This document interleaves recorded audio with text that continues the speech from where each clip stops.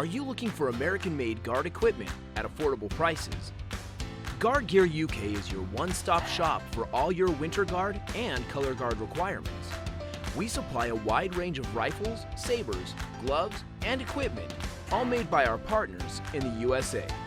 Not only that, but we also offer free shipping. That's right, free shipping to all mainland UK addresses. Why not upgrade your group today with some premium US-made guard equipment from Guard Gear UK? Find out more at www.guardgear.co.uk. Guard Gear UK is proud to be supporting the WGUK 2021 season. So first of all, welcome everybody. Welcome to Jason, and thank you for Jason in advance of our movement presentation as we continue through the WGUK educational programs. They've all been absolutely fantastic and it's super engaging. We've obviously have them all recorded as a library, so you feel free to go back and review for those, which has been general effects, design analysis. We had John Bilby in instructional and teaching techniques, and the general kind of overview and insight into the judges system, the WGI system that we use here, which I rolled out just shortly after John. These educational events are being sponsored by UK Gear. Is that correct, Alan? Guard Gear UK. Guard Gear UK. Get the name right. I wanted to check that. Maybe just edit that part out. So thank you to those guys for sponsoring these events. Yeah, it's all very well received. So without no further ado, I'll just introduce Jason for you. As you can see, Jason Herrington is with us this evening. So this is the movement class. Throughout Jason's session, feel free to pop any questions or any other information that you might want to dig into with Jason into the chat box. I'll be managing the chat box, so Jason will be focusing on his presentation. He has 5 sections that naturally at the end of every section we'll have a Q&A session, and you can engage with Jason and ask any questions and clarifications and so forth. I know he's got some slides and videos to present to us this evening, so we're super grateful for Jason putting this together. So Jason, over to you. Hi guys, thank you for having me. I really do feel like WGUK and all my friends over there have become a second family to me. So I really appreciate you guys having me back. I feel like I was supposed to be there at least like 3 times this year and they've all been canceled. So getting the email, I was like, oh yeah, I'd love to do this. I'd love to speak with everyone and be a part of it. I don't know that I'm like the gold standard of movement. There's so many brilliant minds that kind of know so much about this caption and what goes into it. But I do think that, you know, I've been involved with Winter Guard and Color Guard since I was 8 years old. And, you know, it evolved for me as well because I was just obsessed with spinning and throwing guns in the air when I was little. And then kind of finding a little bit more passion towards movement and the dance sides of things. It led me into a little deeper place of art, and I explored it a lot more. So the opportunities that were afforded to me through this activity led me to dance classes, led me to get my degree as a dance educator, led me to become a director of dance at the Tarpon Springs Leadership Conservatory, which, you know, in pairing with our marching band program and our Winter Guard programs, having that dance program alongside of it gave me a lot of perspective in how integral a dance education system is in getting our Color Guard and Winter Guard to be ultra competitive all of a sudden. It was that stress of a dance program leading them to believe that they were dancers before they were Color Guard or Winter Guard performers first, I think is what elevated that program to where it got to eventually. And then after about 12 years of leading that up, I have switched my focus to judging. I didn't even know if I would like judging. I had so many experiences being on the other side of it that I just thought, oh God, all judges are biased. They won't like this, they won't do this. And then going through the training, I was like, I'm so wrong. Like, we have a really near perfect system in my brain of seeing how gymnastics is judged, figure skating is judged, all these things that are artistic that are hard to put numbers on because they can be so, the perspectives are different all around. I think we do a really good job of eliminating bias, judging in our community, and also figuring out the fairest way to assign numbers to certain captions to overall give us who might be, you know, the top of this game, who might be in the middle, and who's lagging behind a little bit. But for me, going through that process and becoming a movement judge has been a reignition of my love for the activity. And I've been able to kind of use my own perspective in a different way and give information to groups about their movement caption, I think in a helpful way, I hope. And then I kind of wanted to go into this webinar more of just picking my brain and giving you kind of real life of not just looking at the sheets and saying what this means, what that means, but actually what I'm thinking when I'm watching the shows and what I'm actually looking for and pointing out and what I'm giving credit to and why, because it's not just because of a sheet told me to. There's a lot of things that go into it. But yeah, I kind of broke it down into 5 sections. I didn't make like a big PowerPoint presentation or anything. I wanted to keep it really cool that we could all just talk and chat a little bit. But in general, I wanted to talk about, you know, obviously the sheets, and if I explain them in a way that feels kindergarten-ish, I'm sorry. I'm just going to assume like you don't know anything, even though I know judges are in the room. The sheets for many of you will not be a surprise of what I'm saying, but at least you can hear my thoughts on them too, coming from like an actual movement judge and what I'm thinking when I look at those sheets, and not just, you know, explaining them to you. I did some example videos. At first, I was about to do people where I thought that we could look and say they were struggling. I hate, though, putting up a video and say this is a bad example because we're always rewarding, you know, points, awarding them. We're never taking away from groups. You're always just gaining. So in general, I just took the winners from 2019, and that way, just to save time, I can talk about why I think this is successful, maybe even where they might not be, but at least we have some standards there in the classes. So I have some videos to look at there, and they're just like YouTube, so you can find them again if you want to check them out again. I'll talk a little bit about training in your program and kind of the perspective of how that will lead you to the points you want, basically, when you get into the performance part of it. And then I want to spend a good amount of time on just choreography and my process to implement choreography that I think might be successful when thinking about the sheets and from a judge's perspective as well. And then a little bit of like inside the mind of what I'm thinking when I'm judging as well. So I have some like insight for you there. And that's kind of the breakdown of it. So let's talk about movement sheets a little bit. Luckily, I think, let me share my screen. I feel like I can do this. Yeah, don't look at that. There we go.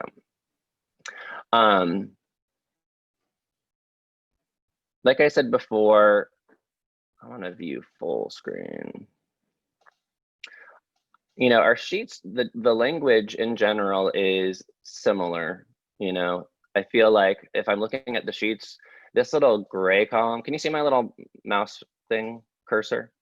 Okay, this over here, this language changes a lot through the caption. And so this is the only thing that's, I mean, obviously these change as well, but they're kind of similar in what they're looking for. But the movement caption, this is obviously all different. But let's start over here on the first side of the sheet. So when you're coming up and they announce you, and this is what's sitting in front of me, usually as an example, and then obviously I'm kind of keeping track as I go, but I use these as my guide to make sure I'm awarding points in a correct manner and that I think are fair, free of bias, and place you exactly where you should be. But obviously we know the caption is broken down into vocabulary and excellence. In movement, vocabulary wise, these are the things we're looking for. I'm not going to read them to you, but then I'm looking for a second score of how you're doing it. This is the what and this is the how. So you'll hear my my voice saying things like, okay, this is rond de jambe, roll to the ground, stand up into fourth position, use of breath. And then that will be the vocabulary. And then the excellence will come when I say mostly achieved by the entire cast. Something like that will start to reference the excellence part. If you really broke down all those times I said that on the actual tape, you could go and write them all down and see where I'm getting these numbers from. And that's why I was saying the judging system for me is actually really impressive, because we've like categorized our speech even. And I think that sometimes when you're hearing judge talk, you're like, why do they speak like that? Why can't they just say what, you know, how this is going, or if it was good or bad? It's like, well, we don't want to do that, because we never want you to think that something's bad or that we don't think it's good. We always want to speak in terms of what it was and how well it was executed, pretty much by the end. I always talk about it in percentages of the cast, because obviously one kid is going to look great doing it, but I'm actually looking at the whole line of things and seeing the success. Anyways, that's for another section of this webinar. When I'm done viewing an entire program, I'm usually always starting to think, okay, what box are they starting in here? I know in the beginning of the season, this box 3 might be an option, but this box 4 is where we want to live throughout the season. And then I have to start breaking it down a little bit more of these 60, 70, 80. And those are some of the time they frequently understand. Those are most of the time they frequently understand. And this is all of the time they frequently understand. So you have to kind of figure out even in this box where they live. If I have any more questions, I will sometimes even go to the back of the page and start to look at these points of comparisons. So if I'm really thinking about, I don't know, understanding the application of movement principles right here, I might start looking in the boxes over here and just making sure that these wordage match up with what my opinion was of what I just saw. So if I start reading them to myself and I'm thinking, are they box 3 or box 4? I might go over here and be like, understood, but may vary from individual to individual. Yeah, that kind of applies to them. And then I'll recheck over here that I'm still certain that they belong in box 3 after I've read through box 4. So that's kind of like my process when I start to assign a number. And I will say, if there's a group of 10 people or 10 groups in a slot, I don't know. I used to think that, so a long time ago, we couldn't adjust numbers, and whatever number you got was locked in and taken away from us, right? And we know that that doesn't exist anymore. We have room to adjust now, which a long time ago I thought, oh, that's messed up. They're going to change my score when they see someone else come in because they think they're better. And it's like, actually, this is the fairest possible way I can think of it. Adjusting scores allow us to realize, oh, okay, a new competitor came into the mix. And I actually kind of think that this group displays stronger whatever characteristics in these boxes. So they actually belong a few tenths above them. And maybe I haven't created room for that in my previous application of applying numbers. So now I can kind of adjust as new groups come in. And for me, that's a perfect system because it's the fairest. I always start with, okay, this group belongs in front of this group and this group is below this group. And then I actually go from there, because if I know that I awarded someone whatever box for a 60-60, and this next person comes in, and I know they're also box 4, but I'm now looking at the differences right here in these sub-caption spread guidelines. So now I'm thinking, was there insignificant differences between the two groups? Okay, they might be at the same score, or they might be 1/10 above that. But if you look, slight difference, moderate difference, significant differences. If someone's 7/10 awarded above you, I was seeing significant differences in the vocabulary and excellence of their movement. And it's not a perfect science, because you're only ever dealing with 5 to 10 groups at a time. If I took the whole country, you know, if 7/10 is, it's too many groups to really think of it in that terms. But if you think of it in just the groups that we're seeing, this should work, you know, moderate difference, slight differences.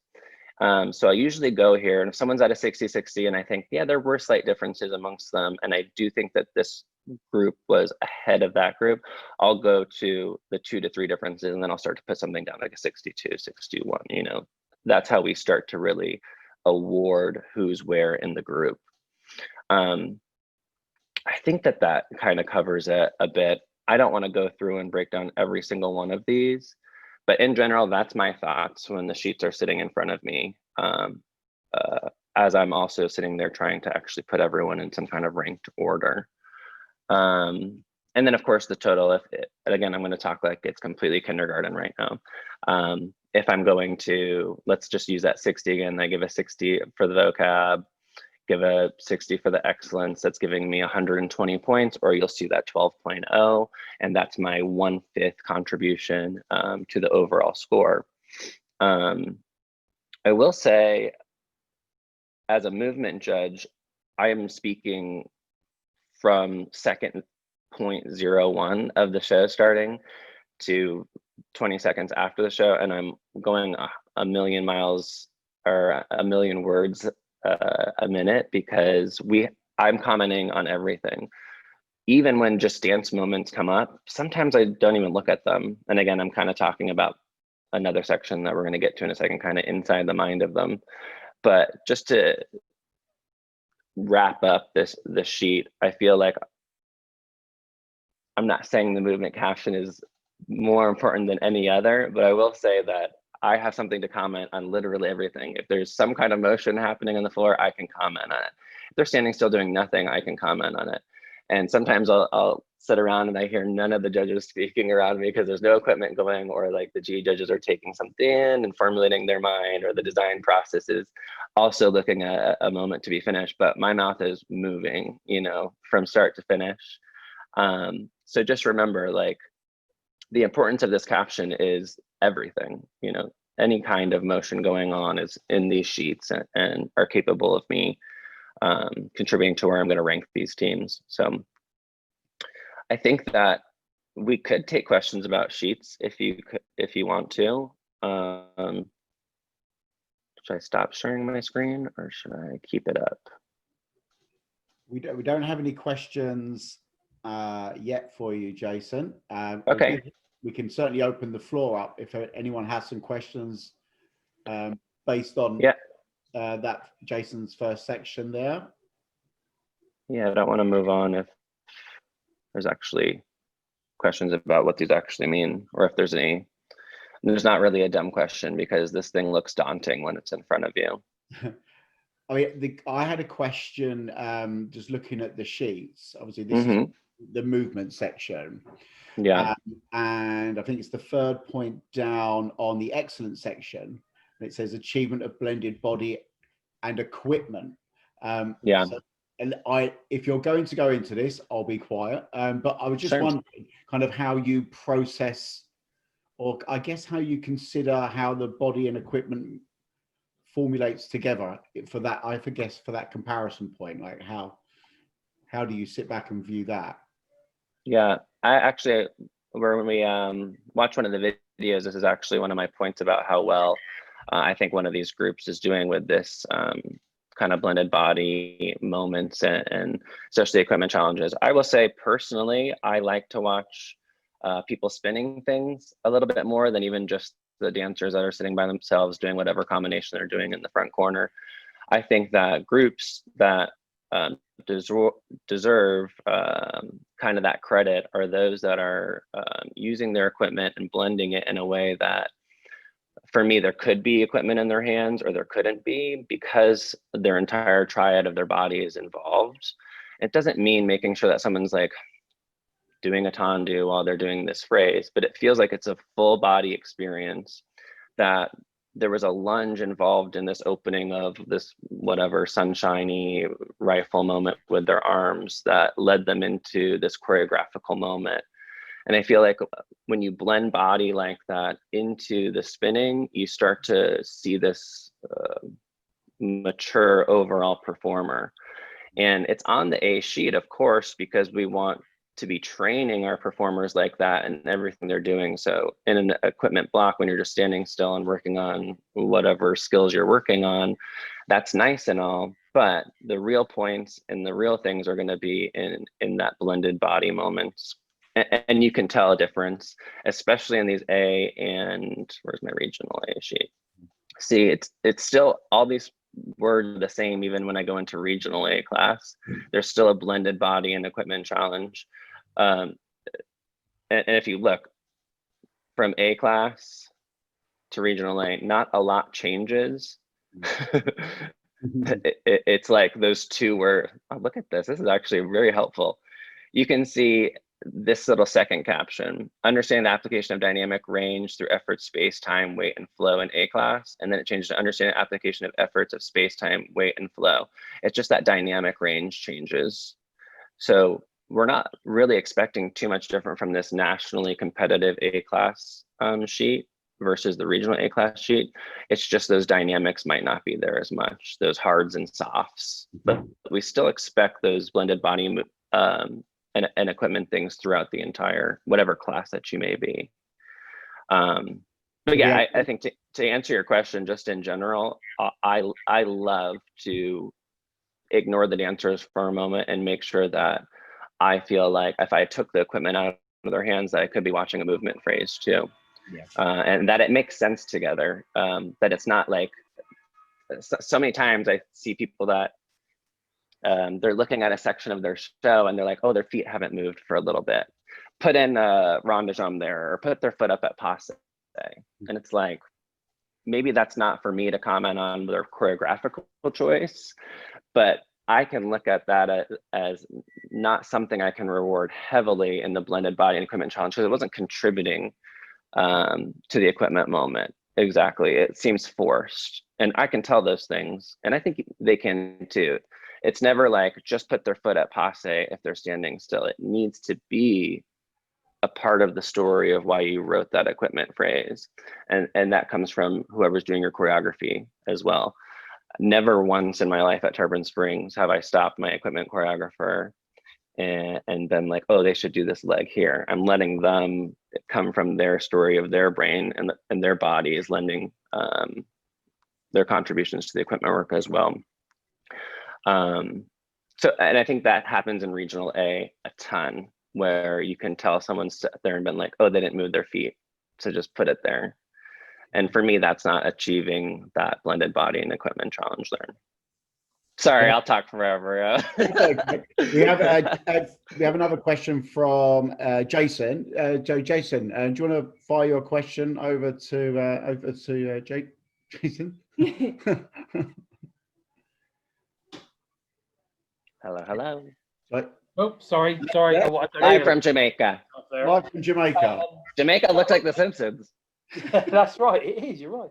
I just wanted really to, because I know that a lot of people don't understand the difference between kind of like mechanical movement to necessarily the written phrase of what is kind of what we're talking about, the blend of equipment and movement together. So I just wonder whether you could give sort of kind of like a basic idea of what the differences between the two actually were.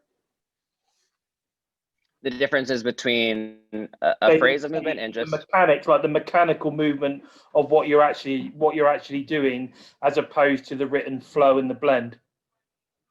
Well, for me, movement is like a paragraph. If I'm making like a metaphor for it, it's like a sentence. You know, you have that capital letter starting your word, that impact, and then you have a series of commas, semicolons, starts and stops, but the phrase in general should end with a period, obviously. And if I'm looking at a blended phrase of movement, I'm looking for that story arch of it. If you're just breaking down like movement by movement, yeah, maybe I can call out, okay, I just saw you ensemble. I can give you credit for seeing that dance rudimentary technical thing. I can give you credit for this ensemble, but I can give you more credit if that ensemble led you into the ground while your rifle is going over your head this way. So in regional A, I might just stop and say, great job, good dégagé, brush into assemblé, start and stop, you know, one little motion. But as you move down these sheets, that assemblé needs to lead us into a phrase of movement that's contributing to your program.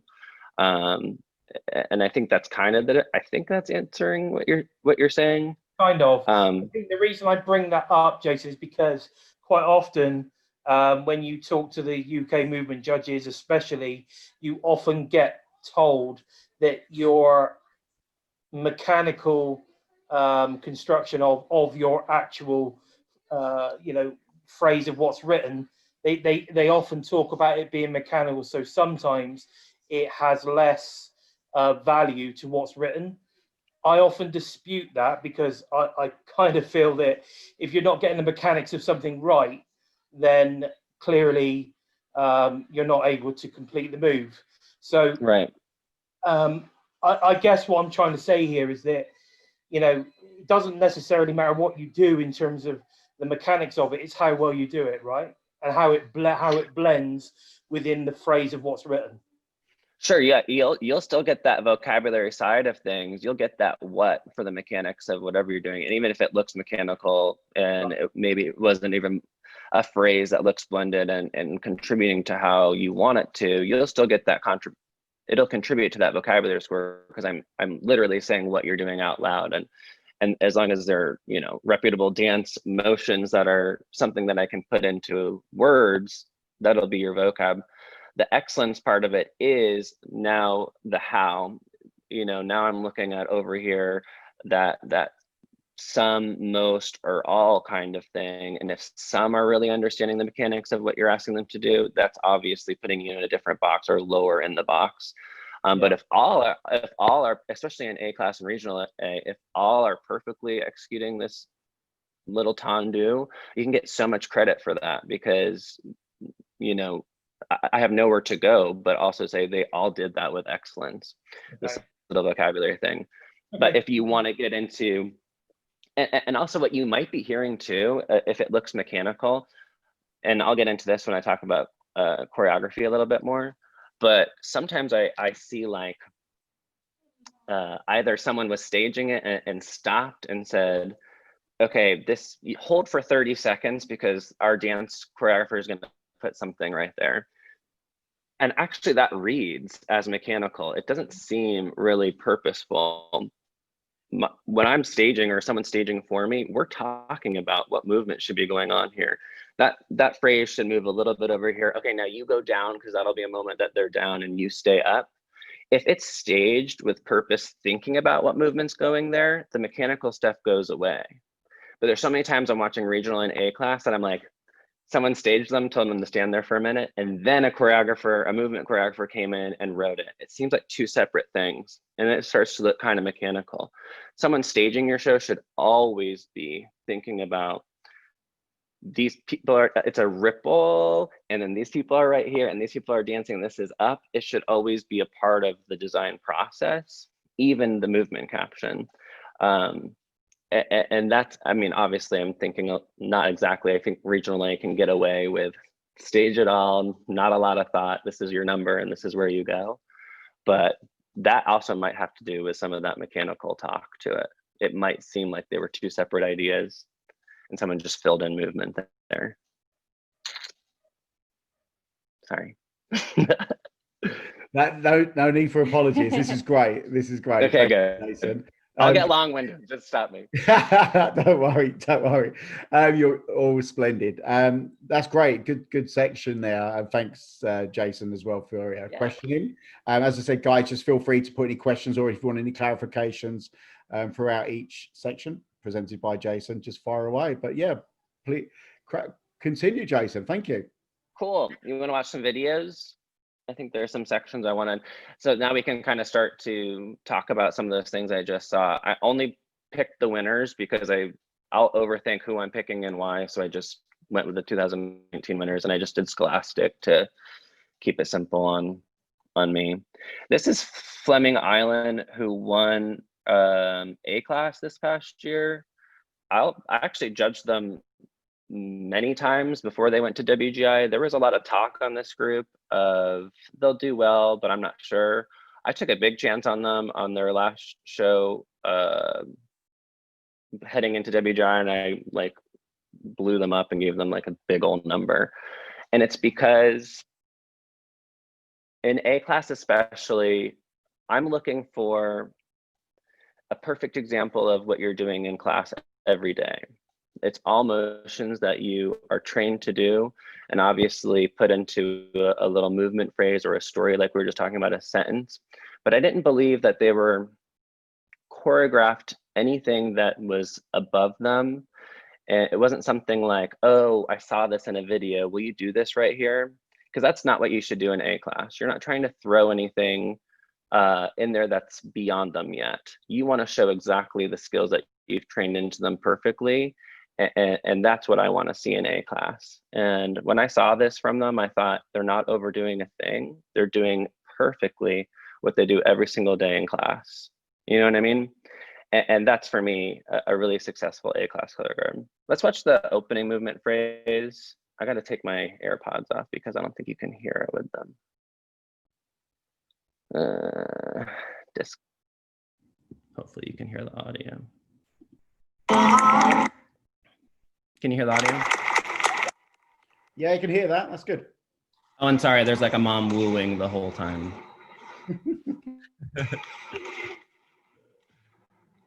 Oh, and it's lovely Fleetwood Mac. You're gonna love the version of the song.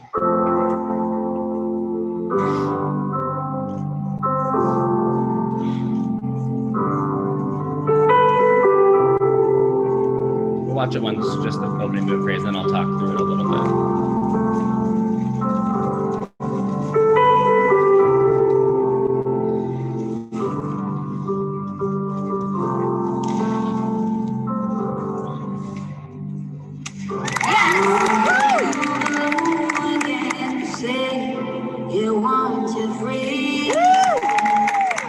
Even as equipment's coming out, the focus on the movement throughout, I can't really tell who's spinning or who has picked up equipment.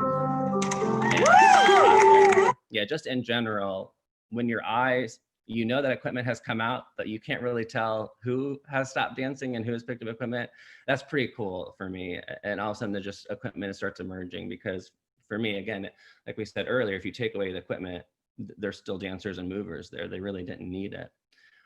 Let's talk through the phrase a tiny bit now. First of all, beautiful. And the kid is sick, the rifle kid. But if we're looking at just what they're doing, I'll talk it out to you a little bit. The use of breath, and not to it ever, when I start a tape, just seeing a strong opening stance, some confidence in their eyes, not a lot of looking around and things. I know that's not a real thing, but it makes me believe that they're ready from the get. Like, I'm already on your side if there's not like a lot of hesitance and looking around and like those things. Now I'm like, oh, they believe in themselves right now. So it sets me up for believing that they're trained and ready.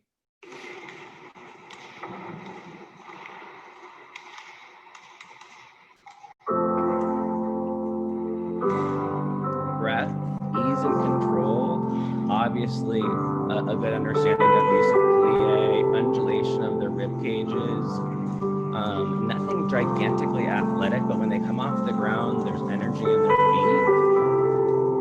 Little lunge that I know they do every day. Dynamics, some staccato-ness to how they stop motions. Interesting arms. These aren't things that are wild in any way. Nobody jumped into the air doing something insane. Nobody dive rolled. There's not even weight share going on with them at all. There's no interaction. But what they just showed me was all of their training in one little movement phrase. I saw use of plie. I saw undulation of the rib cage. I saw unique arm placements that were all achieved exactly the same. So I'm looking at that box, going really high up into that box now, because I'm not even in the summer most anymore. I'm like, they're all doing that training for me. And then use of breath and dynamics is there too. So when we were looking at that A class sheet, that's kind of what separated the regional A and the A class. I love seeing a phrase that ends with a period. a hard staccato stop, but then in the next phrase, they end with like a soft comma, a smooth breath out. And showing me the differences really shows me that they understand dynamics. And I also don't believe that they were just cleaned. Like sometimes you'll see like a kid that's like, oh, I'm in this color guard, but I only know how to spin. And I've never really been trained to dance, but they've been cleaned. You know what I mean? You're like, oh, they are kind of doing it similarly, but I'm catching these no dégagés when the foot leaves the ground, or a little not tucked bum, or some spinal alignment issues when they're bending their knees and stuff. I don't believe that they were cleaned to look this way. I believe that they know how to do it with just hearing the music, kind of thing. And the movement caption, I'm not supposed to talk really necessarily about choreographical choices and like musicality. It's not really my caption, but you can't help but hear it. You know, like that's the other thing that's kind of unsaid about my caption. I can't stop my brain from realizing that that was super musical and that breath should have been there and that was staccato. So it does matter. And they love to be like, don't comment on it though, because it's not really your caption. It's like, well, I'm not going to comment on it, but I'm still rewarding it no matter if I know it or not, you know? So obviously you're still, you know, I can recognize too, when things aren't musical and aren't going with it, because their breath isn't lending to it, the body motions aren't lending to it, so it still matters too. There was one section in here that I wanted to comment on. I gave them loads of credit in this moment. There's something in A class that we don't really talk about risk in these classes. You can still create some things that are riskier that give me an opportunity to be like, oh, I want to throw points at that, especially when it's space and closeness and proximity to one another.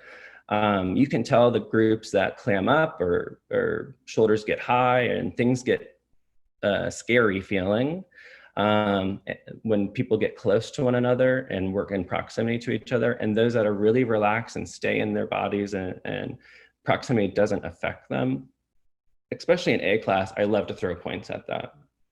I think it shows maturity and kind of puts you at the top of that class a little bit more. Let me find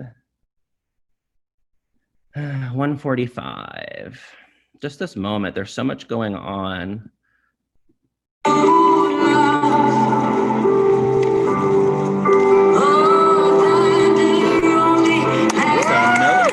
Everyone has something in their hands, but again, these phrases are blended so well together, and the responsibilities and proximity to one another, in and out of each other, does create actually some risk in this class. And I can start to reward it a little bit more.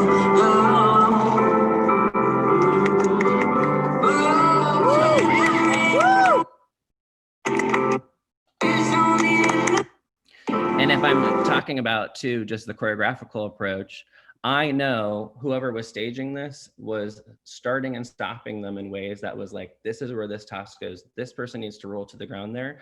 They're not telling them how, but they're at least putting the levels in the staging as they do it. You know what I'm saying? And then when the choreography came after that, or whoever was choreographing it, they already saw the intent of the staging while they were doing it too.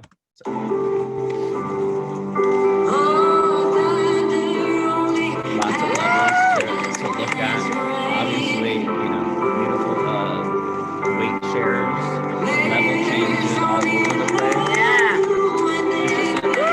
A plethora of things my eye can go to. Yeah. So the variety is there as well. So for me, obviously, this is a winner.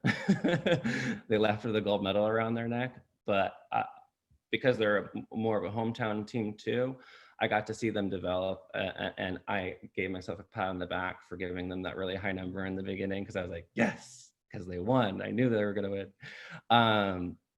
But again, are we all able to have all this time in the world like maybe this group had to get to this place? Maybe not. We don't have the resources or the time, especially in some independent organizations that are, you know, there just for a good time. You know, they're not necessarily looking to be super competitive, but at least we know kind of the standards. And this for me is a really good gold standard of movement program for A class anyways. Any questions about Fleming Island? Oh, a good question, or more of a statement from Richard Gubby. They understand their personal kinesphere so well. I tried to do that in Richard's voice, but Rich, did you want to elaborate on that as well? Because I think it's a really interesting point you make. Yeah, just like coming from more an equipment point of view, but this is the perfect example of that blended equipment and body phrasing. And like Jason said, you can tell so much when the person that was staging that, they said, right, your group is going to be having something in the air. And just how they understand how to move in and around each other, but also within their own space. They're not just spinning stuff that's like right in front of them. They're extending their bodies out and their equipment out at the same time. And knowing how they're passing around and through each other whilst also being confident in their equipment and movement was just so nice to watch, just that small section. Yeah, it was a gorgeous section for me. And I remember in our critique, you know, this, I just talked about the proximity, and so many people will choreograph their A-class shows and they know that they need to play with space sometimes, and they'll just come and get close to each other. But you can tell the range and variety drops off when they get close. Okay, we get close and we just touch each other, hug here, and do this little thing. Keeping skills going, trained skills that they're good at in different levels and proximity is how you get points in this class. You know, I still want to see that they're comfortable being close to one another. And I'm telling you what, when I'm doing choreography, the second I am just like, what does this section need? I'm like, put them really close to each other.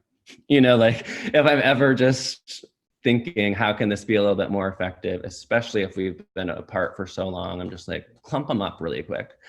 And if someone clumps them up, now I'm thinking of something unique to get them weight sharing, touching each other, whatever, in some way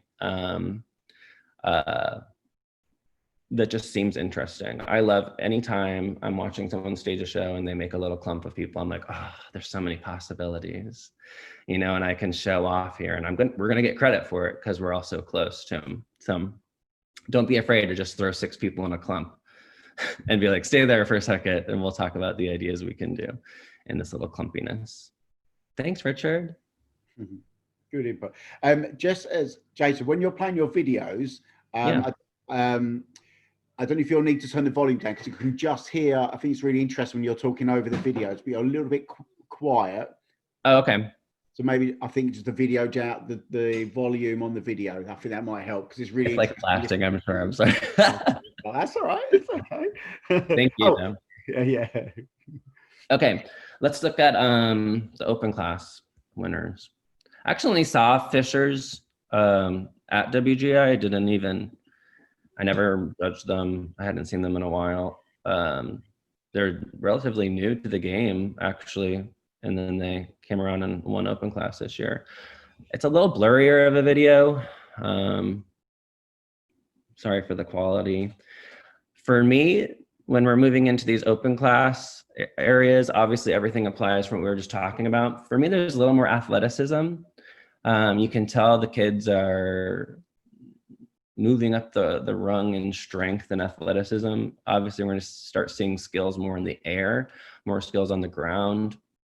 Again, I don't know if it's risk that we're talking about, but they're taking chances, showing off what they can do in a little bit more of a variety of ways. And then I do have a really good kind of looking at movement, people that are not having anything in their hands versus people that are having and spinning something in their hands, and kind of where I think that they can get a lot of credit.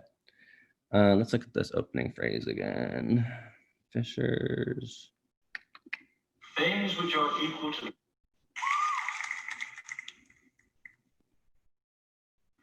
Sorry, it's a little blurry. Euclid's first common notion is this: things which are equal to the same thing are equal to each other.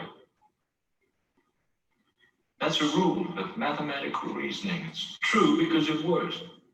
It is a self-evident truth that things which are equal to the same thing are equal to each other.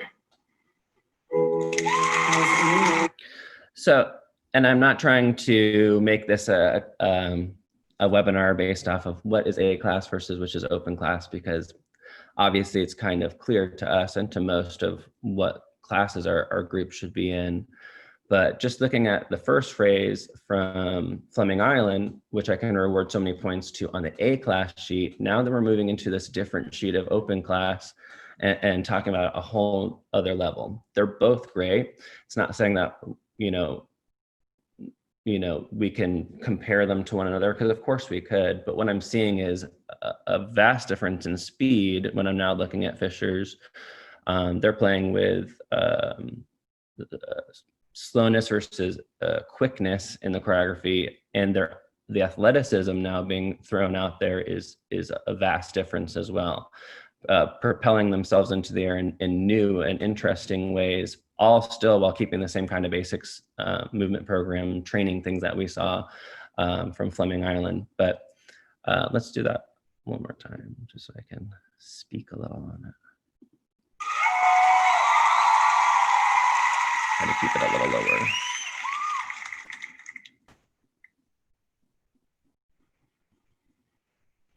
Euclid's first common notion is this. Multiple revolutions in things with tours and pirouettes, much bigger displays of flexibility. Staccato sharpness is there. Interesting levels here, just the way that they're holding the knee and keeping their weight elevated like that on the ground. Just getting into this line is really freaking cool. Hands on the ground, attitude up and over, keeping alignment in there. And now they're responsible for finding each other in this close little line and keeping an interesting line on their arms. The responsibilities of the performers, just movement wise, is vast just in that phrase. And it's like points, points, points, points, points, you know, as I'm screaming them too.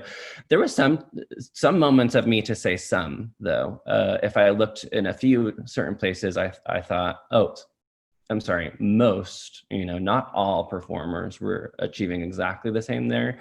So even though this is the winner, I can still find times where I was like, okay, most achieved there, but this one here had a hard time keeping whatever line she was doing while trying to find her friend's arm in there, you know, and that might have been something from a cleanliness of stopping and starting and finding, oh, my knees land right here in this line so that my friend is right next to me when I do that. That might be a design thing that someone could even speak about too, but I can speak on it because someone dropped in alignment of their spine, who knows, or an arm line because they were trying to find whoever. But in general, this is a super successful moment that I can reward a ton of points to. They have this other moment, responsibilities of dancers versus equipment. They feel very similar to me, and I think that that's an interesting thing to look at. It's not necessarily like particular to open class. It's not like a very demanding section, but I liked watching the dance line versus the equipment line. Dance line's going to be here in the back section, and then people spinning things will be in the front section. Downstage. Someday, I know it'll happen one day. So front line and have equipment, back line do not. And obviously they want me to look at this little corner phrase here. It's beautiful, but I'm probably not. I'm probably looking at these performers on the ground.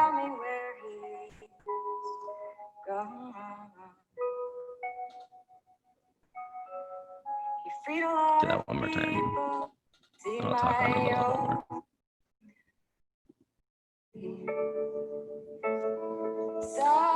So getting to the ground, obviously the ones free of equipment can show us a little bit more range and variety. Getting down to that back flexibility and supporting their weight is interesting. Obviously the equipment got to the ground in a different way, but it's still interesting. Tossing, rolling to the ground, and getting into this little attitude shape. Everyone is changing their level together to get the performers all to the ground.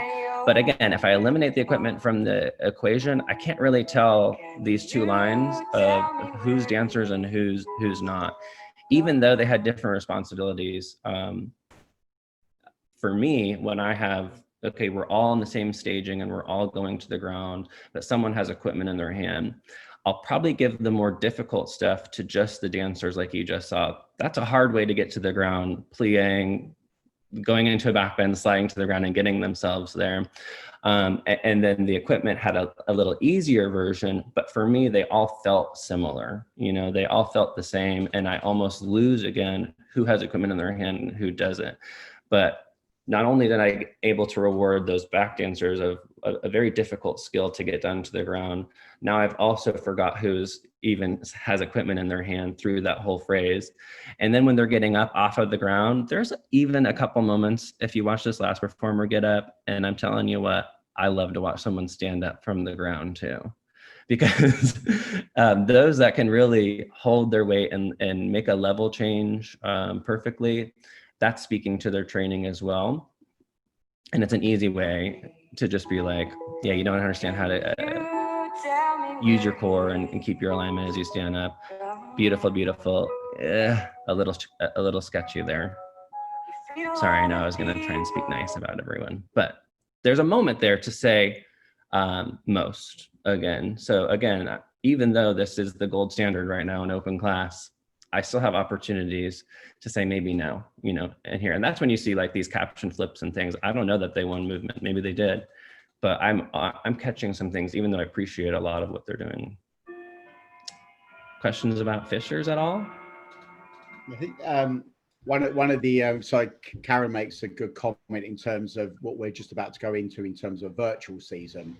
Yeah. In terms of social distancing at rehearsals and putting our shows together this year, Jason, I think it might be slightly different to the US, but we have social distancing creation, I guess, which forces the issue. So partner sharing and partner work is going to be tough for us in the UK. Yeah, actually, we've talked about that a little bit too. Okay. How we will have to change kind of our perspective of the thing. Maybe we're not putting as much weight on that, but also if everyone's in the same boat there and everyone is keeping their distance from one another, we're still are going to be on the same boat and judged the same way. But it's something that as a judge, I will have to keep in mind as well. I'm going to be missing these proximity and weight share issues this season. But I think we can obviously realize that we're all dealing with those same issues, and it's in our brains as judges. So it's not like you're going to be missing out on something we know. I just watched Turpin's field show, and I've never seen them be yard lines apart the entire time. So at first I was like, oh, I don't like this. But I had to keep telling myself, look at what they're doing though. You know, yeah, we're missing those cool effect moments of them getting close. But I had to change my mind about it. On a positive, every performer will have a good distance or a good opportunity to present their own individual skills. But I guess from a sampling, that makes it probably a challenge to evaluate if they're that far apart all of the time. Definitely harder for the upstairs people because they love, you know, that's a big mind shift for them. But hopefully it's just first season and we can all. Absolutely. Absolutely. Yeah. Good point. But no, so it's a good point, Karen. Yeah. Any other questions for Jason on this video, or any comments? Is that Fishers from Indiana? It is, yeah. Oh, there you go. That's Chris's question. Billericay is twinned with Fishers, so in 1999 we performed at their high school. Oh, nice. Fact for you. Honestly, I had never really heard much from them, and all of a sudden, whatever staff change that they got, I was like, oh dang! Like I noticed them a couple years ago. I was very interested. I knew that this moment was going to happen for them. I was interested to see what they're going to do in world class this year, but obviously, or last year. That's great. We can hear you. We can hear you over the top of the videos now, which is really cool. I turned it down a little bit. No, it's really good. Thank you. Okay, let's look at Avon. I don't even know if it's fair to talk about some of this stuff just because it's, you know, so brilliant. I'm pretty much going to be living in the all section of the box mostly. In particular with Avon, I'm going to talk about more innovation. Obviously in world class, we have this box 6 where we think it's boundaries have been pushed and new standards have been set. Obviously we can talk about that with Avon as the winner of world class.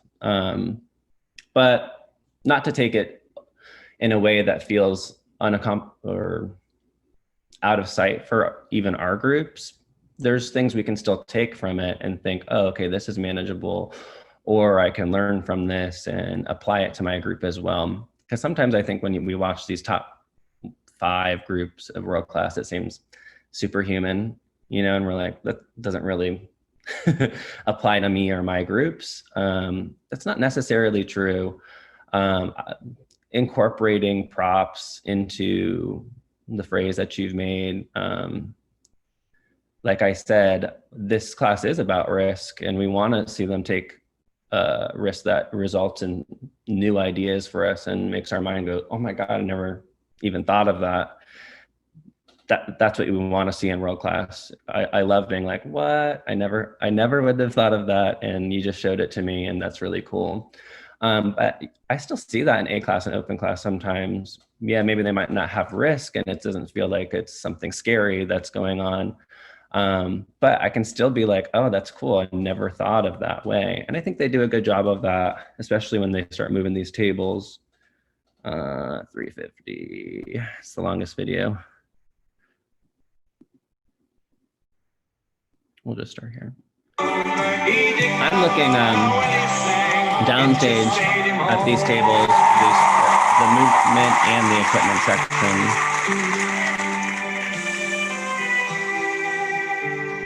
His friends kept working on him to try music out full time. A big debut and rave reviews, a great career to climb. Finally, they got to him. He would take the fling. A concert agent in New York agreed to have him sing. And there were planes, tickets, phone calls, money spent to rent the hall. It took most of his savings, but he gladly used them all.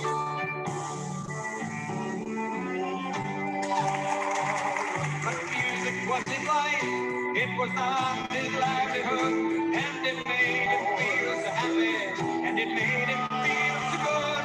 And he sang from his heart, and he sang from his soul. He did not know how well he sang, it just made him whole. Okay, a lot to digest there. Sometimes I watch world class as a judge. I have to stay focused because I'll get like, you know, seeing something shiny in a corner and I'll stop my phrase that I was talking about just because I saw something shinier, you know what I mean? So actually, when I judge world class, I'm missing a lot sometimes because I do want to talk about what I'm seeing right in front of me and rewarding that fairly as well. But it can get overwhelming sometimes. Sometimes I wish we could have like 10 minutes for the world class show, like video it and start and stop and go back and make sure we're getting every little thing from it because it can get overwhelming. But in general, I wanted to look at that section, obviously, because of the props.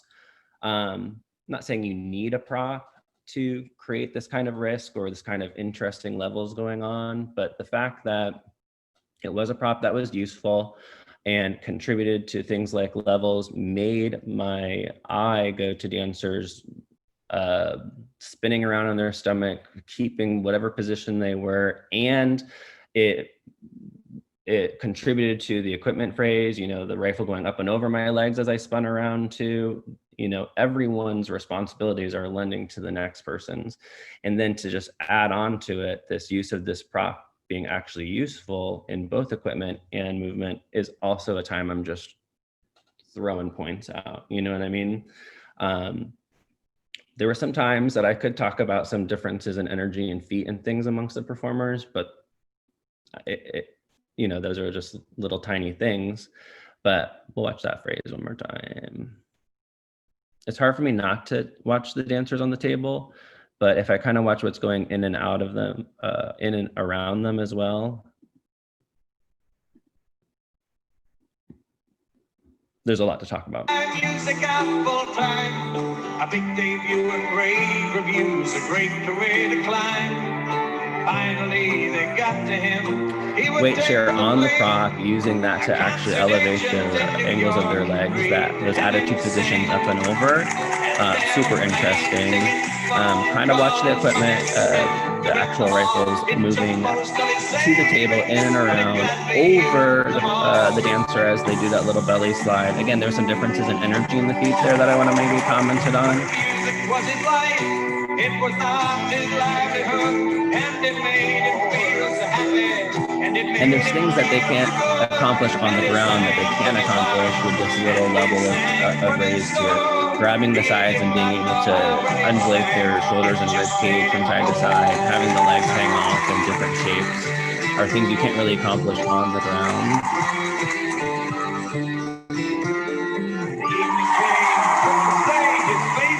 Again, I don't know that,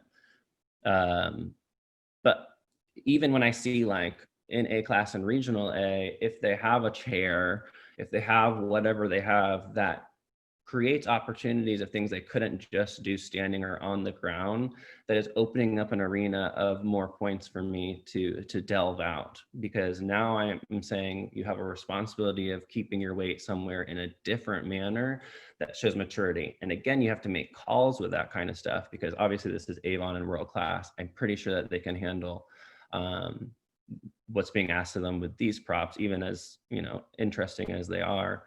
You still have to make those calls, and those are my performers strong enough? Can they handle not just doing this on the ground, but with some kind of prop or some other whatever design choice that you've made, because it can go the other way as well. I've seen a lot of people throw in props that do throw things in the minus columns of things, or where I can't really award points and it's taking from them because it's affected what's been trained into them as well. So it's kind of a double-edged sword. They can be useful props, but you want to watch and sit back and make sure it's not changing what you've already trained into your performers. And for me, I couldn't catch a thing, but maybe some energy and feet differences amongst Avon anyways. So we got some sort of comments and questions. So from Rick Torbert, I think you make a really good point that he think the hard part is making the prop not look like a prop, and how that struggles and moving around. Rick, that's what you're saying, Ricky?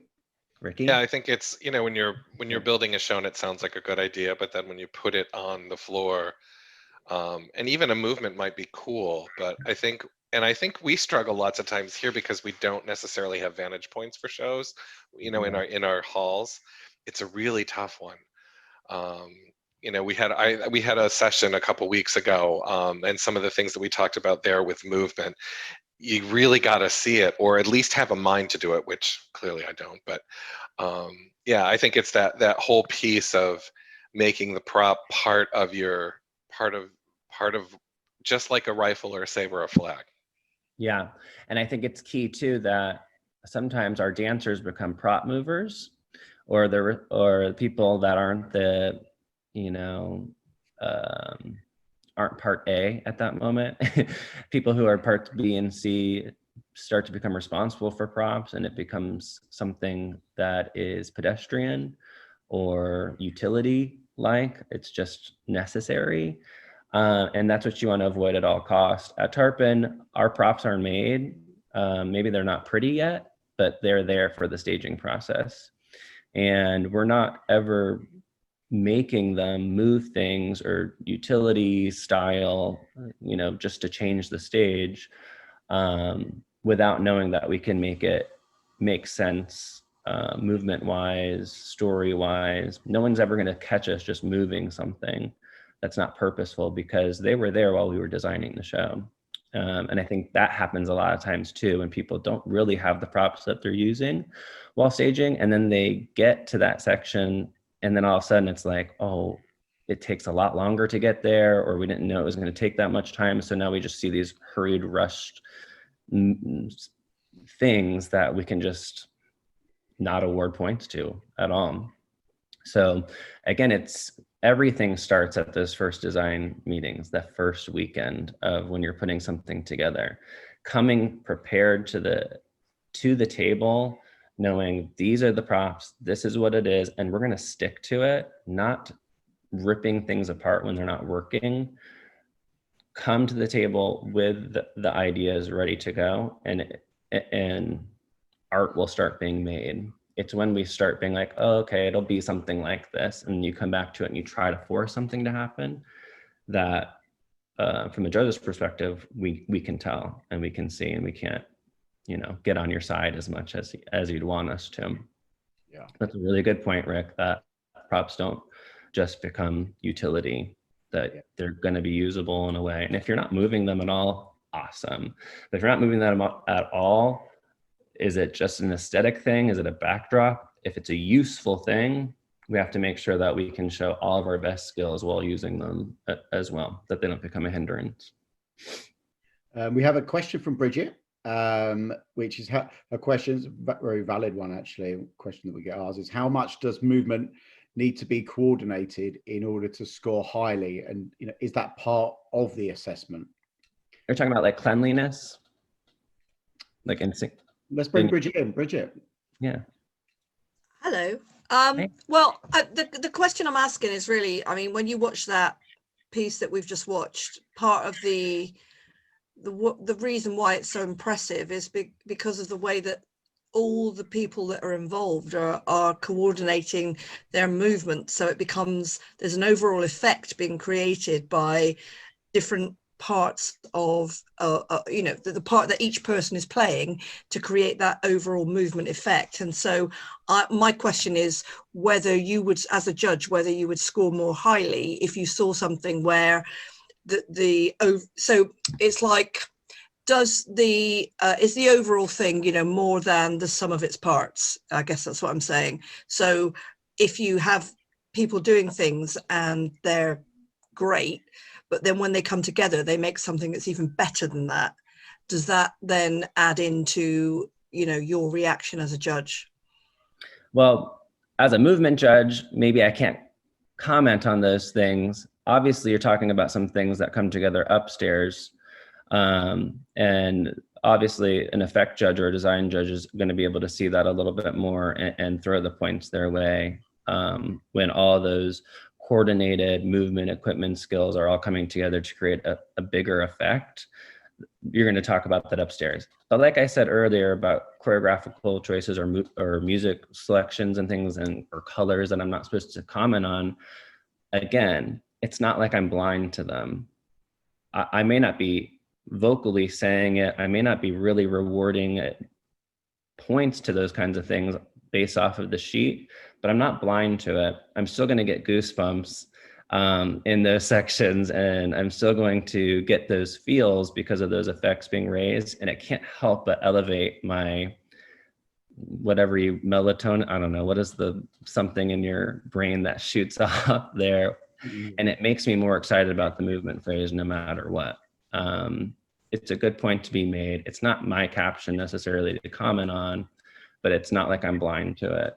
So I guess it both has risk where it's coordinated as a group or uncoordinated as a group. Yeah.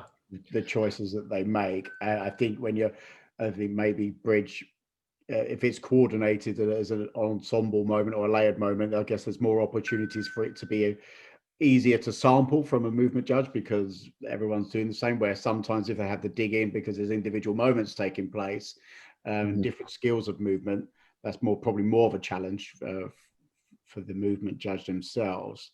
Yeah, from my point of view, it's just really interesting to look at how something's probably been designed in the first place. And obviously it's been designed in that the coordination aspects have been designed for upstairs. But I'm just interested in how the downstairs captions view that, because, that's part of the movement design, isn't it? So while you're scoring, the technical aspects of what's being achieved, there's also something there about the way that it's been written.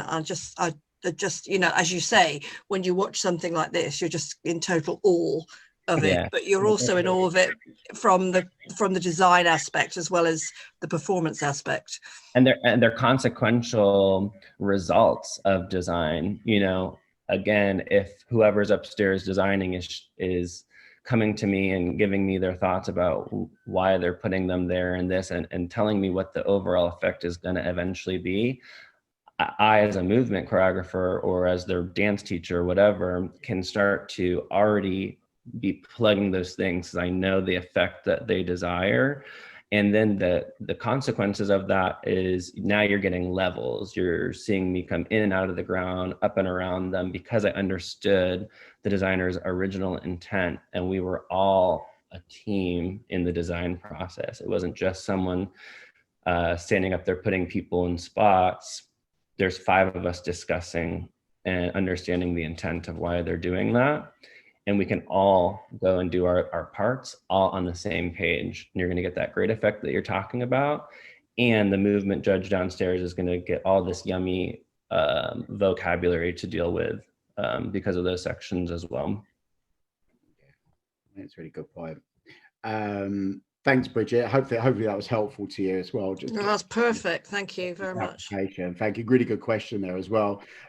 Look, Rich is, I always like listening to Rich put on his, he's a fangirl as well. I know he is. But Rich, that's a really good point you made. Just talk a little bit more about that, what you said. So I was really trying not to watch the section that Jason was trying. I was like, what else is going on? And then I was watching the flags at the back of the arena and I was like, okay, they're doing some cute blended phrase. And then they bring in the coat rails and the clothes rails. And then they're doing their own element of risk and reward and tossing the flags over and exchanging with each other whilst moving through those rails. So it's kind of to Bridget's point as well, from a coordinated effects and a coordinated efforts, that even if I wasn't sampling that front group doing all this amazing work with the tables and I decided to dig through and see what's happening with the flags at the back, I'd be able to give them probably just as much credit for the work that they're having to do there as well. It was amazing. Yeah.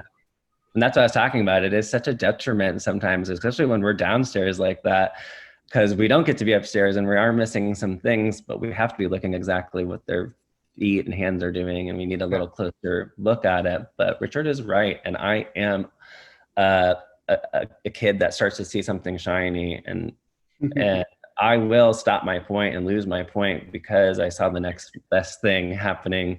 But that's what's great too, is a good equipment and movement judge downstairs are looking all around at different places. And though we might be looking for different things, essentially our downstairs caption is very similar. You know, we're both, we're 2 eyes, hopefully catching different things going on. But I can speak on equipment as just as much as the equipment judge. I just might be coming from a different perspective. But yeah, I wish we had like 10 minutes to just sit with the video after they left so we could see everything. Good point. That's great. Thanks, Rich, as always. That was all the questions on that section. So feel free to move on. I think it's your final section, is it? Yeah, I'm going to kind of combine some of these because I know we're running out of time here a little bit. Okay, so it's all very good. This is good stuff. Good stuff. Thank you. Stop sharing. No, stop sharing. Okay. Just my face, yeah? That's your face so far. Training process, knowing how you'll kind of now knowing how you'll be judged and now implementing that into your group is, oh my God, the golden ticket, right? You know, like I feel like you can educate yourself so much on how you'll be judged and what they're looking for, but actually implementing that into your training and into your shows is a whole nother story. So I was just going to kind of give my perspective from it because I've gone through all of this before I was even judging or looking for anything. And I wish that I had my knowledge that I do now of judging when I was doing those things, especially with newer groups. Obviously working with Tarpon, I have a team around me that could have my back if I needed, but especially when I was younger, working with these A-class groups that were new and I was trying to create programs from the ground up, these are the things I wish I would have done a little better.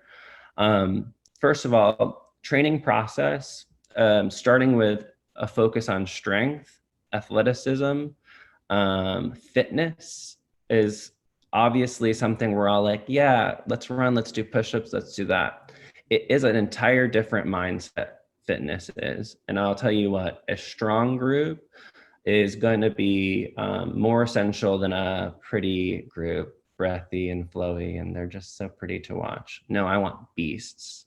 I want fit people that are going to be, or a fit cast that are going to be ready to throw things at. And that becomes like a different lifestyle fit of things. At Tarpon, it's not about whatever, doing push-ups or running around or anything like that. It's about a mindset of, okay, we wake up, we do our stretches, we throw in yoga, we make sure that they are in their life just thinking about athleticism and fitness, basically. Anyways, creating an environment of we are dancers first before we are color guard members has been important to me, and whether or not that's how you want to say it or stress it to your group is up to you, but it's how I stressed it to mine. We are dancers and performers first, meaning that dance class is never skipped, that there's variety in it. I think in a training program, it's really easy to be like, I like this song and we're gonna do this song every day and we're gonna do the same across the floors and the same warm up every single day. That's a tricky situation. You do want likeness in your training programs, but you don't want to create a system that we put on 5 songs and they get the same comments every single day. The same kids are in the front, same kids are in the back. Okay, our movement program's over, let's start spinning. That's a scary situation and it shows up in your shows. You obviously want a movement training program that's going to stress basics and train, but day to day, the music should be changing. Day to day, you should switch the order of how you do them. Day to day, your block should be changing. Who's in front should not be the same person that's there the next day. I know we love that. It creates a sense of security, of likeness. You can walk into rehearsal and you know how the beginning is going to start. Laziness on an educator's responsibilities shows up. And there's so many times I've walked into Tarpon and been like, yeah, just put the music on and go. It creates a sense of staleness, and they're not excited to dance anymore. They're not excited to learn movement anymore. You have to come in with a different energy and variety in your training program. It can't just be the same. And the second I started to do that and put energy into that, I really got the rewards of it from my dancers. Repetition is not. Yeah, sorry. A question. I'd like to bring Pete in. Pete makes a really valid point, which I guess is UK centric, maybe a bit European centric. I already know it's going to be. Go ahead. To be fair, but Pete, over to you. Yeah, I was just asking really, Jason, do you have any advice for teams where they only really have 1 or 2 members of staff? So they don't have the experts as such. So like you're speaking around, so-and-so stages, and they talk to their choreographer and their movement dance teacher. We don't probably have that in the UK. We have a person who stages and a person who writes equipment, and somewhere in that blend, they put some movement in as well. They throw it in and sprinkle it in. So what's your tips to kind of get the best out of the members in the team? Yeah. I mean, what we don't talk about is resources a lot. And it's hard because I recognize my privilege in everything in life. I try to. And I think that allocating resources to that is obviously easy to say, but it's not as easily done. That's why I kind of just talked a little bit about just changing the mindset of it. Even if you don't have the resources, changing the language of your dancers, whether or not you like it. There's been so many times that I've come into the UK, I won't say what groups I work with, but these kids will let you know I do not dance. Just so you know, don't put me in that I do not dance. And I'm like, wait, what? It's like, you all dance. What do you mean? You know, they have this mindset when I go in there that they're not dancers. So even though you don't have resources and it may not be whatever, changing their mindset from the start, even if it is an equipment person that's not really heavily dance trained, treating them like they are, is just number one. As for actually implementing dance things, whether or not you have time to or not, just making sure there's some variety in it and changing it. Maybe it's not an hour, maybe it is only 10 minutes, but that 10 minutes you did is the same element done in a different way. I think those are pretty easily done with low resources. But then also, as you're planning your groups, making sure that the next season, how can we step up our dance game? Can we bring in someone really quick, even if it's just a couple of times that has a different amount of knowledge? I think it's easy in the off season to just be like, forget it all. And then you come back in and you're like, oh, we wanted to be better dancers. So how can we do that? My fiance is trying to come back in. Should I let him? Let's see. Yeah, but be quiet. I know it is a problem. And I think that I forget in America that we have resources of hiring literal dance teachers in many of our schools and having them in dance class. And then they come right over to Winterguard right afterwards. And it's like, that's not a real thing in most places. And I know it's not a real thing in the UK. But I hope those are kind of some things you can start to implement. But also, let me finish it up with training. Improv. You don't have to hire the best dancers or teachers, educators in the world to start getting rid of inhibitions in your performers, insecurities in your performers, making them be okay with doing this alone, or saying, I didn't choreograph this for you, but this is the intent behind it. Go ahead and let's improv this from day one. And I know that's very scary for some performers, but it's only very scary because we don't ask them to do it enough. You know what I mean? And the second at Tarpon that I was starting classes with improv and making them do things on their own and watching each other, I realized their inhibition started to go away. And that shows up in shows. Then you also have the capability of saying, hey, remember this clump right here? Improv it. And sometimes they do it for you. And I'm like, that looks great. That's actually incredible looking. And then you have those tools in your tool belt that they are okay and comfortable improving things. So training is not just tendus and reps. Training involves finding ways to get rid of their insecurities and inhibitions. But you also have to be the example. And some of us are still scared to do that. I had to stop being scared and be like, put on this song for a second. I'm going to improv something for you right now. That was scary for me as an educator, but I knew if I couldn't get over it doing it, they certainly were not going to do it. And the second that they saw my example, oh, he's able to do this, I am also able to do that. So make sure you're also not asking them to step off the cliff if you're also not willing to do it, because they'll follow your lead. And that's really important.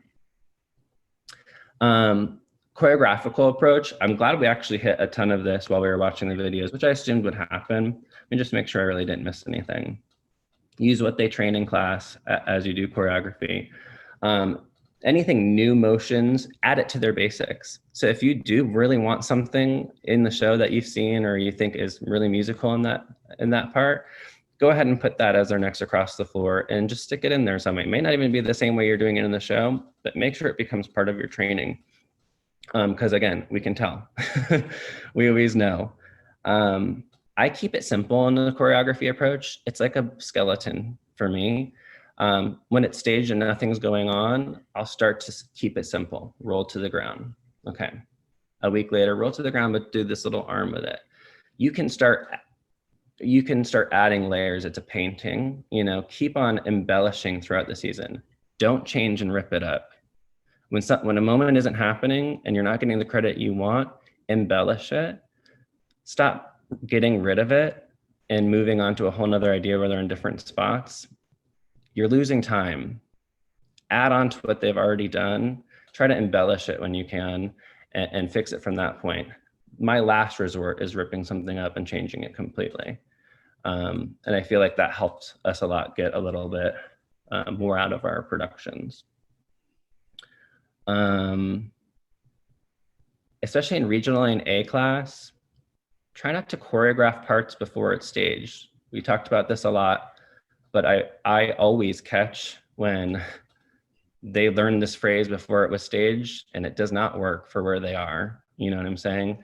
Make sure you're watching the intent of the staging, that you're listening to the music, and then the choreography is coming after that and it's adding to it. Never stick in choreo in places, if that makes sense. When in doubt, use breath, tension, release. It's everything. This into this is everything. Energy into nothing, especially in my caption, is gonna do wonders. And it's done in all classes in some way, you know, and again, in the lower classes, it's missing a lot of times. And the second someone does it, I've already put them in a different box than their friends around them, or I've already put them in those slight or moderate differences that we talked about from the sheets, just because that group used tension and release a little bit more. And as a movement judge, I'm probably watching the spinners even more than the dancers going on. So you're not going to trick us with your 4 best dancers in the front doing something really beautiful. I'm probably going to glance and see that it's good, but then look at the people spinning. I wanted to show you, I hope that this is... Just got a couple of minutes, Jason. We're almost at the end. I don't know if this is cool, but I wanted to show you, I found a video of our mother show from Tarpon from when we staged it, and then when it was complete. And I tried to put them side by side, and I don't know if this is gonna be useful to you, but I thought it was interesting. This is the opening movement phrase. This is when, can you see my screen yet? No. Oh, hold on. 1 second.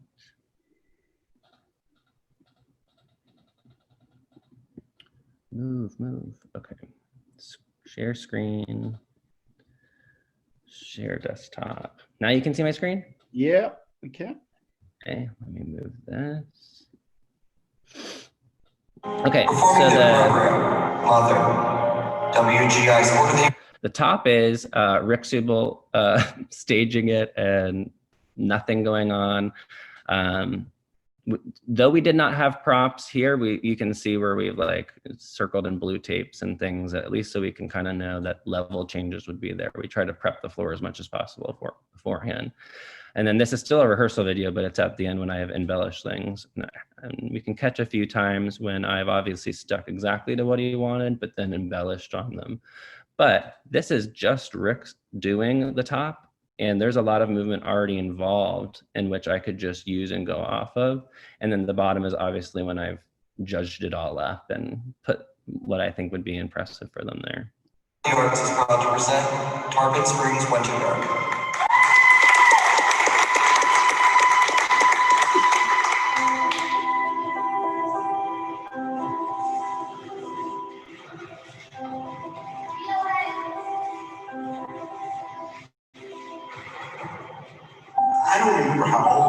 So he's already given me these shapes and clumps to play with. There was this light coming from the kitchen window. I must have been on the floor looking up at her. Her hair, brown, curly in every which way. A little clump I got to play with. Now look at the little weight shirt I got to make. Gentle blue eyes, and there was this famous hint of Japanese blossoms in the air. Telling me that this should canon, but not really giving me too much direction. You can see how much meat was added into it, their ending position changing.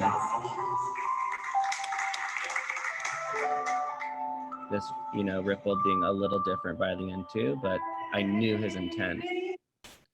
I don't know if that's as interesting as I thought it was, and I wish they were the exact same camera angle, but I couldn't find a really high up one at the time. But what we were talking about earlier as the choreographical approach, again, I know it's a privilege to have a person staging the show and designing it that also is thinking about movement at the time. That is a privilege. But if we can all get on the same team, whoever it is, it might just be 2 people, you know, that we're all thinking, hey, make sure their arms go like this when they get there because it should be an up thing. Hey, take a knee at this moment when you get there because it should be a down thing. Hug each other because it should be a weight share thing while you're staging here. It'll start to feel like everyone was creating the same story and the movement wasn't just placed there, copy and pasted and preset waiting for you. And that's what I hope you got from that video. Again, we could watch it 1,000 times and you could catch every little moment that I was like, you know, it's a really good exercise. That's really good. It's good to see the comparisons from what it was to where it went. And I'm sure it developed even further. It's interesting to see, very interesting. Yay, okay, good. Wanted it to be useful. Yeah, but that's pretty much everything else we kind of hit while we were watching the video. But if there's anything, obviously, thank you so much for this tonight, Jason, or this afternoon where you are. Very, very, very informative and incredibly insightful and quite thought-provoking as well in terms of how the movement sort of collaborates with the equipment and the design and general effect. And it's actually, your pitch has been very much relevant to our A and juniors as well, because that's probably our biggest growth area within the United Kingdom and within our circuit. But that was really incredibly useful. So thank you so much for your input this evening. It's been great. Of course, for everyone else, this video will go live. It'll be recorded and shared on WGUK, on the WGUK fan page, so you'll get to rewatch it over again. But it's really useful. If you have any questions, of course, you can email the education team at the education web email address that Alan knows off the top of his head. So if you have any questions, by all means, channel it through to that email address, and then we can connect you with Jason to ask any questions, and Jason's more than happy to give you any more detail or direction. Absolutely. But thank you. Two quick adverts before we go. First one, just to recover from the beginning, thank you to Guard Gear UK for sponsoring these events. The other one I'd like to share with people, which, here we go, I'm going to share this screen. Little advert for Jason. If you go to dragfans.com, you can actually watch the work that Jason's been doing outside of Winterguard, and you may guess which one of those is Jason. So it's very different, but I just want to put a little advert out there for you, Jason, so thank you. Thank you for doing that. Yeah, dragfans.com. We have a huge Christmas show. It's all the RuPaul's drag queens. This is not why I don't really do as much teaching anymore, but it has been a great result of me having some more time. I've been able to spread my wings, and it's definitely a different world, but I really love it. It's like, congratulations on that. Looks good. Thank you. Thank you. Well, thank you very much for everyone attending this evening's session. It's been incredibly informative and very insightful. Thank you so much, Jason, for all your input. And you're very welcome. Part of our WGUK educational panel. It's been an absolute pleasure to spend some time with you this evening. We have our final session coming up in a couple of weeks, which is the final equipment caption. And if you haven't already signed up for that one, please do so, and the link will be shared anyway. So thank you very much. Lots of thank yous to you, Jason, as well, from everyone. So thank you for having me. And yeah, thank you very much, everyone. Enjoy the rest of your evenings. Enjoy the rest of your day, Jason. All the best to Tarpon for the rest of the season. Thank you. You take care. Thank you. Good night, everyone. Thank you. Good night. Bye, guys. Bye. Bye. This presentation is part of the WGUK Virtual Education Programme and has been brought to you in association with Guard Gear UK, the only official European distributor of Design by King products.